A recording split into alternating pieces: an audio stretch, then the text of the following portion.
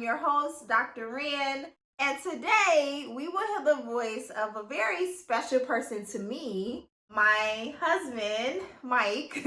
21 years? Yes. It's been 21 years, right?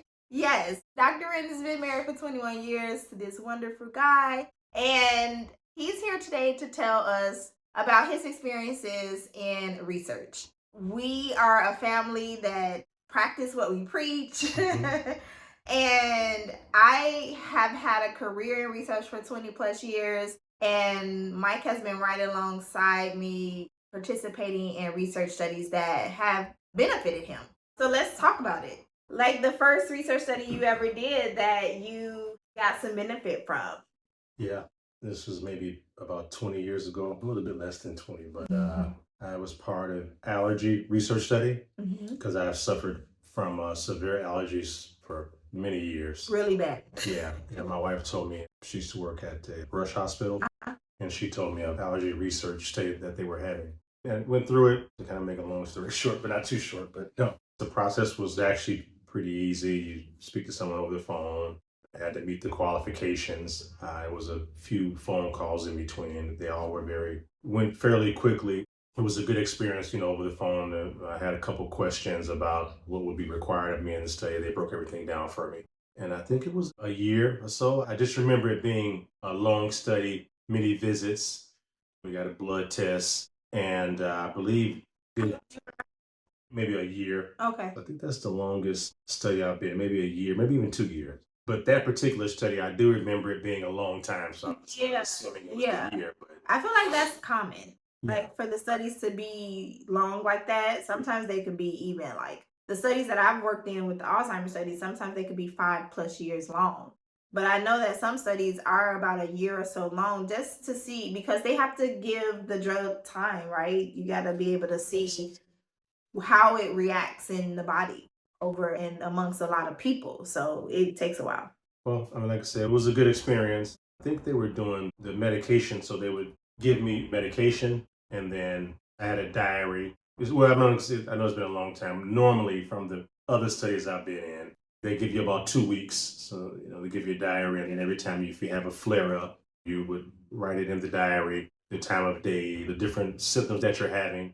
How much time did it take out of your life? Sometimes that's a barrier, right, to participating in research. Sometimes people don't understand that it does require time. Yes. And it requires like a commitment, to go ahead and write down what you're doing. And because a lot of studies do require diaries. Yeah, so during the diaries, I think you have to log in maybe, I think 1 in the morning and then at night.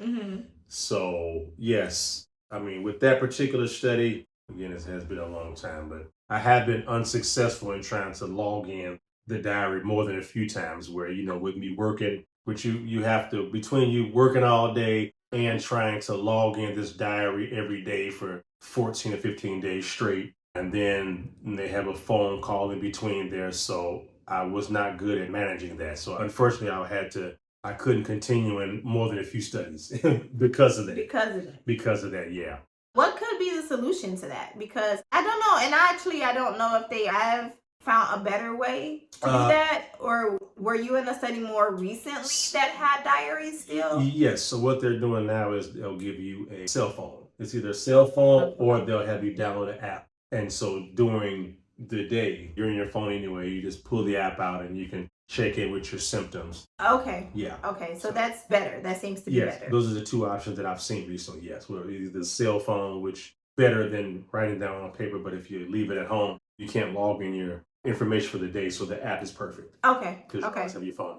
Okay, well that's good. That's good to know. So one of these studies, I remember you telling me that you got some really positive information, or not positive information, but some information that helped you in your healthcare. Yes. From one of the studies, which is a benefit from being in a research study, is that sometimes you can find out a little bit more about your health. Sure. There was an MRI visit in one of the studies I was in. From the MRI, once they showed me the results, I had some type of, it was a polyp, or it was something that the doctor was trying to explain it to me, kind of what it was. Like I said, it's been years, I'm not sure. But it was something in relation to my allergies, because the image, you can see the full skull And then, like I said, the doctor was kind of showing me what this was and maybe the reason why I was having this issue. Reason. So you like kind of got more information on like why you might have these severe allergies. Absolutely. Yeah. Yes. I would have no way of knowing that unless maybe something happened and I got a camera put it,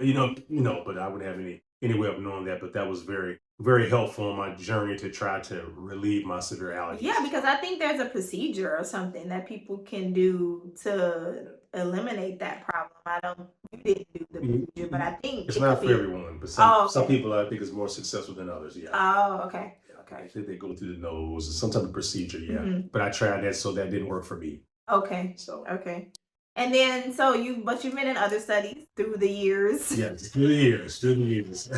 Yeah, we look into studies all the time. If there's things that come up, issues that we find that affect both of us, we'll look into a study for it. So, like, I know one study that we did together was lactose intolerant study. Yeah, that was cool because I'm lactose intolerant as well. And during this, of course, I immediately qualified. So that process was pretty quick. But they gave me, it's a solution. So they came up with some kind of solution right. But the solution that you would take the mixture at home and then you would wait 30 minutes and then you would have to log in the symptoms within that 30 minutes. So they wanted to know how, with you being lactose intolerant, how severe your symptoms are compared to this medication or solution that they were trying to, I guess, get on the market to help for that. It was uncomfortable. I would have to have these uncomfortable bad symptoms because of the mixture that they gave me. But I would log the information in, and then again, that was compared to the solution. I'm saying the mixture that they were trying to, I guess, get on the market. So it was successful. I mean, I think that was a couple months as well. It was successful? Yeah. Do you remember this? The name of it? No. But do you remember that this, whatever the medication was, the treatment was successful? It was, yeah. Yeah, because I was really uncomfortable and like really stuffy. And I do remember that it did relieve those symptoms, yeah. I did remember that, yes. Relieve the lactose and... Well, it relieved how my body reacted to it, which is that, my nose gets stuffy, I get uncomfortable stomach issues and things, but I do remember it did relieve. Okay, I don't remember as much. Yeah. I don't think I'm lactose intolerant, so I think maybe it might not have worked for me. I know you probably think something different, but I don't think I am. It's a blessing. Pizza, ice cream, wow. Okay, so and then you had another study. Oh, you did a COVID study. Yes. That was how you got your COVID shot. Yes, I got my COVID shot. Yeah, Johnson & Johnson. I got the COVID shot, and then I also went back. And they offered the booster? The booster, yeah. I'm not sure how long that was. Same place, the facility. I've had no issues whatsoever. No issues throughout the years of me doing the research studies. The staff was great. You took the time to answer questions. You're coming in having a bad day or something, but they're always patient. So I've had nothing but good experience with them. Okay. But yeah, like I said, yes, getting back to the shot, yes, I was able to get the original COVID-19 shot, and then I went back later on and got the booster. And then for like the next year or so, I think monthly phone calls. Every other month. Okay. Yeah, they would call it and then. Yeah, because after it got approved, because Johnson shot did get approved. So thank you for helping with that. I do what I can. You helped us find a solution to COVID. Yes. So thank you. I feel special. Yes. Tell us why you participate in research. Well, I know you might have been aware of research initially because I worked in research, right? Yes. I mean, I like to do research studies because, this has happened at different points of life. Yeah. So throughout those different points of life, especially with me having the severe allergies, that study being available to me was perfect because I tried multiple medications and I didn't get the relief that I wanted. So during construction, I had knee issues. I did a knee pain research study. Really? Yes, that was in Oklahoma. Yep. Okay. Yes, so that was very helpful. I'm not sure how long the study was, but I do know that it was very helpful. I don't know if it was a pill or what form of treatment it was, but I do know that it was helpful, but not to the point of me continuing. Okay. Yeah, so I didn't get the relief that I needed, or that I kind of expected. I mean, that's a great point. Like sometimes being in research, you're not going to always get the results that you're expecting. Sure. And it might not even help you, but for sure the data helps us to determine like what will work and what won't work for people. So it's still valuable. Yeah. Like your data is still valuable, even if the drug doesn't work for you, for sure. What is, other than me introducing you to research possibilities, like what are some of the other reasons you participate in research? What I have learned is that one of the benefits is that you're able to get tested.